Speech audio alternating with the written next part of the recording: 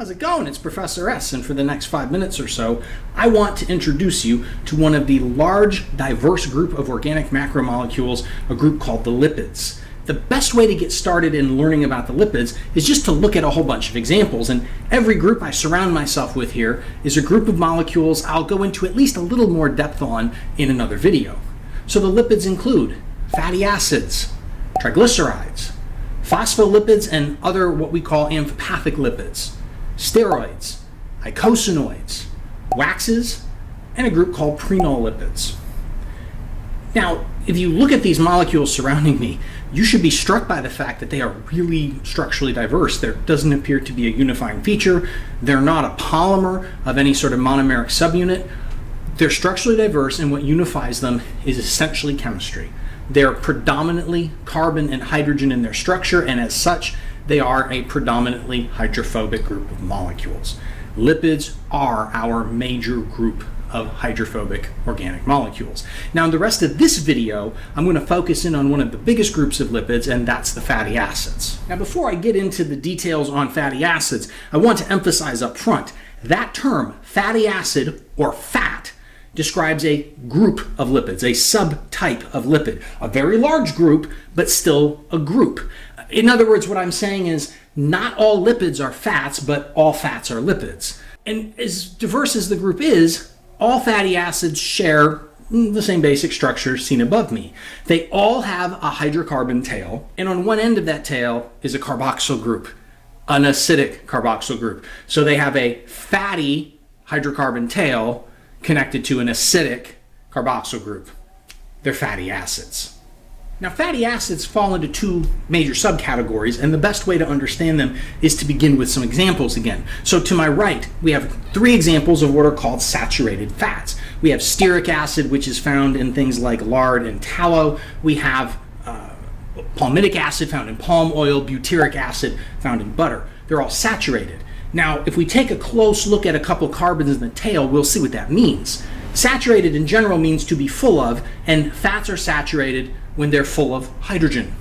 And so when we form that hydrocarbon tail, for every carbon in the middle of the tail, 2 of its 4 covalent bonds have to be with another carbon just to keep the tail going.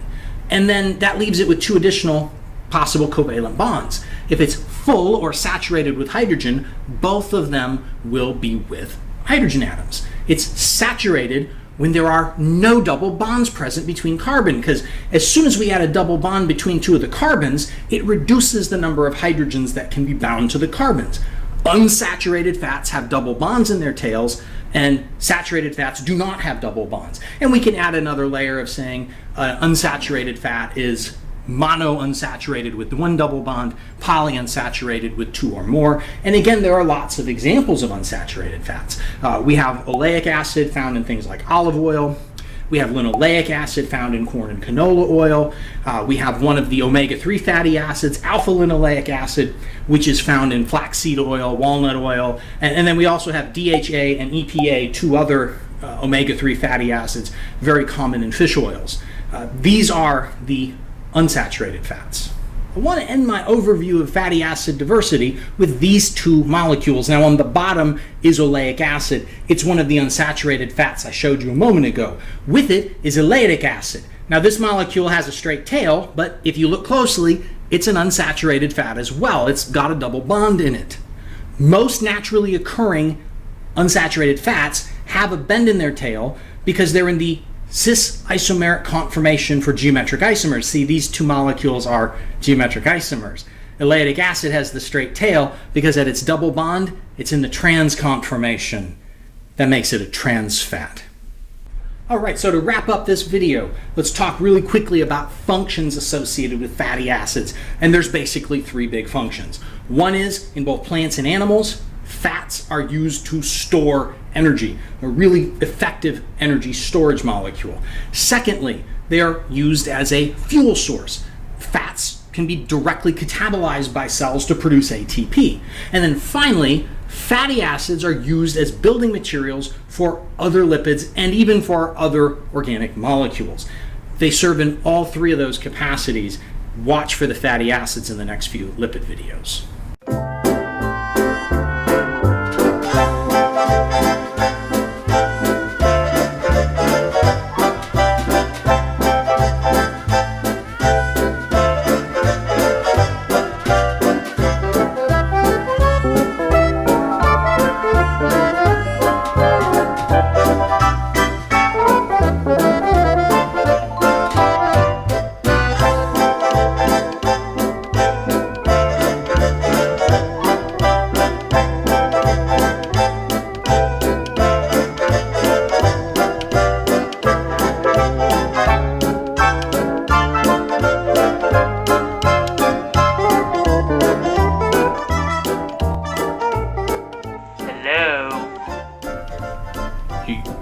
weren't filming, were you?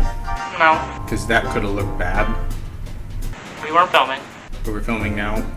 Yeah. We're ready? Okay. Yeah, we are. Okay. Hey, this is Professor S. I hope you enjoyed that video. If you found it helpful, here's a couple others you might also enjoy. Don't forget to like and subscribe so you can see all the new videos as I put them out. Thanks. You picked a good day to do that in one take. What?